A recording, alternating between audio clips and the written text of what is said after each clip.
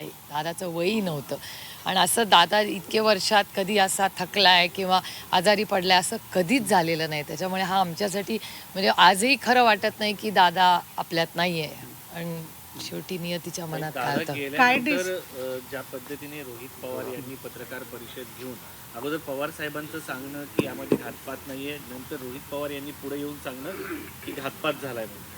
मला असं वाटतं माननीय मुख्यमंत्र्यांचंही काल स्टेटमेंट आलेलं आहे. माननीय मुख्यमंत्र्यांनी शब्द दिला आहे की ह्याची सविस्तर इन्क्वायरी ते करतील आणि त्याच्यामुळे मला असं वाटतं रोहितची अस्वस्थता साहजिक आहे आणि अर्थातच मुलांना असं वाटत असतं की अनेक प्रश्न ज्याची उत्तरं सापडत नाही आहेत. त्याच्यामुळे रोहित नी जे प्रश्न मांडले त्याची अस्वस्थता किंवा त्याला जे वाटतंय की का झालं, कसं झालं हे आपण वाचू शकलो असतो का, असे अनेक प्रश्न त्याच्या मनात आहेत. त्याच्यामुळे त्यांनी त्याची भावना अतिशय पारदर्शकपणे मांडली आणि त्यानंतर माननीय मुख्यमंत्र्यांचं काल स्टेटमेंट आलेलं आहे की याची सविस्तर ते माहिती घेतील आणि पारदर्शकपणे इन्क्वायरी होईल. त्याच्यामुळे आपण त्या इन्क्वायरीची वाट बघूया. प्रश्न म्हणजे खरं तर पवार कुटुंबियाकडनं काही प्रश्न उपस्थित केले जात आहेत.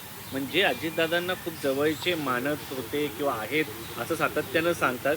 त्यांचा या सगळ्या संदर्भामध्ये फार असं स्टँड पाहायला मिळत नाहीये. मला वाटतं ह्या प्रश्नाचं उत्तर माझ्याकडे नाही आहे. जे मी वर्तमानपत्रात वाचते, कुटुंबात आमच्या जी चर्चा झालेली आहे, आम्ही एक खूप अडचणीच्या काळातून आपलं कुटुंब हे चाललेलं आहे. त्याच्यामुळे एकमेकाला आधार देत आम्ही सगळे पुढे जातो. ताई, आज 12 तारीख आहे. 12 तारखेला पवारसाहेब पण म्हणाले होते की घोषणा होणार होती विलिनीकरणाची. आज 12 तारीख आहे. त्याच्यावर आणि अंकुश काकडेंनी म्हटले आज दादा तुम्ही हवे होतात, एक महत्त्वाचा निर्णय तुम्ही करणार होता. ठीक आहे, या गोष्टी आयुष्यात होत असतात. अनेक वेळा आज दादा नाही, त्याच्यामुळे मला काही जुनं उणं धुणं काढत बसायची नाही. तो माझा मोठा भाऊ होता, माझा दादा होता आणि माझ्या दादामध्ये आणि काय जी चर्चा झाली ती माझ्या भावाला माहिती आहे आणि आज माझा भाऊ जिथे असेल तिथे त्याला ते माहिती आहे. त्याच्यामुळे दादाची इच्छा आणि आशीर्वादाने जे होईल ते पुढे पुढे बघूया. आज डिस्कशन काय झालं? राजकीय पक्ष आहे त्या पक्षाच्या पदाधिकाऱ्यांनी एक प्रकारे अप्रत्यक्षरित्या असं सांगूनच टाकलेलं आहे की दादांसोबत जी काही चर्चा झाली ती चर्चा राहिली, पण आता पक्ष आमच्याकडे आहे आणि असं निर्णय आता आम्हाला घ्यायचा. आमचा पक्ष वेगळा आहे. प्रत्येकाला हे बघा, ही लोकशाही आहे, प्रत्येकाला बोलायचा अधिकार आहे. मी सीमेत बोलते जे माझा आणि माझ्या भावाच्या नात्यातलं आहे. मला दादा जे बोलला होता, माझं दादाशी जे बोलणं झालं होतं ते माझ्या आणि माझ्या भावामध्ये आहे. आज माझा भाऊ नाही आहे. कुठला पक्ष कुठे म्हणजे एकत्र होईल, कशामध्ये येईल असा थेट सवाल सुनील तटकरे यांनी विचारला. त्यांचं म्हणणं की विलिनीकरण होणार होतं, तर मग कुठल्या पक्षाचं कुठे?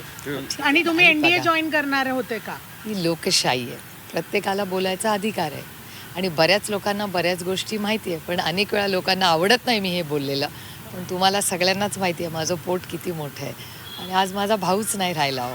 त्याच्यामुळे आता काय जुनं उगाच कुणाच्याबद्दल काय काढावं. माझ्या भावाचं आणि माझं जे काय बोलणं होतं ते दादाच्या आणि माझ्यामध्ये आहे आणि ते वास्तव आहे आणि ते बऱ्याच लोकांना ते माहिती आहे. बोलणं आता पुढं ताई चालू राहील म्हणजे पार्थ पवार बघूया आहेत, ना. अहो, वहिनी माझा आहेत. भाऊ जाऊन आता 15 दिवस पण नाही झालं.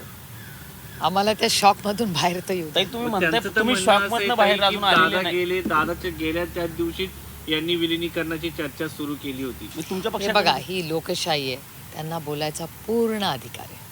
रोहित पवार म्हणताय की एक पूर्व विदर्भातला नेता काही फाईल घेऊन थांबलेला होता, त्याच्यामुळे त्यांना कारणी दादांना कारणी न जाता विमानानं जावं लागलं. तो एक मोठा संशय ते व्यक्त करतायत. त्याची तुमच्याकडे काही माहिती आहे का? नाही, मला त्याची माहिती नाही, पण मी माहिती जरूर घेऊन तुम्हाला सांगेन. शाहींची भेट घेण्यासाठी काही हो, काल रोहित पवार इथेच होते आणि त्यांनी सिव्हिल एव्हिएशन मिनिस्टर आणि अमित शहाजींची वेळ मागितली होती. मी त्यांनाही विनंती केली होती, पण काल मला पण यायला थोडासा उशीर झाला, मला संध्याकाळ झाली. त्याच्यामुळे काल मी ईमेलही केला होता त्यांच्या ऑफिसला की रोहितची इच्छा होती की त्या दोघांनाही जाऊन विनंती करावी ह्या सगळ्याची. पण आज रोहित आता मुंबईला का पुण्याला गेलेला आहे, त्यामुळे परत तो दिल्लीला येईल तेव्हा परत मी विनंती करेन. अमित शहा आणि नरेंद्र मोदींनी आणि इतर सर्व नेत्यांनी कुटुंब म्हणून काय भावना व्यक्त केल्या आहेत तुमच्यासोबत? एक तर माननीय मोदीजींचे फोनही आलेले आहेत. आदरणीय पवार साहेब जेव्हा हॉस्पिटलमध्ये होते तेव्हाही मोदीजींचा, सोनियाजींचा, राजनाथ सिंगजींचा, राहुलजी, प्रियांकाजी, म्हणजे ओमर अब्दुल्ला अनेक आदरणीय पवार साहेबांवर प्रेम करणारे असे अनेक लोकांच्या शुभेच्छा आणि गेट वेल सूनचे फोन आले आणि माननीय प्रधानमंत्री जी राजनाथ सिंगजी सोनियाजी असतील या सगळ्यांचे मी मनपूर्वक आभार मानते की या सगळ्या काळामध्ये त्या म्हणजे मग दादाच्या वेळीच असेल त्यानंतर गेल्या 2-3 दिवसात आदरणीय पवारसाहेब हॉस्पिटलमध्ये असताना ज्या पद्धतीने त्या सगळ्यांनीच आणि तुमच्यासारख्या असंख्य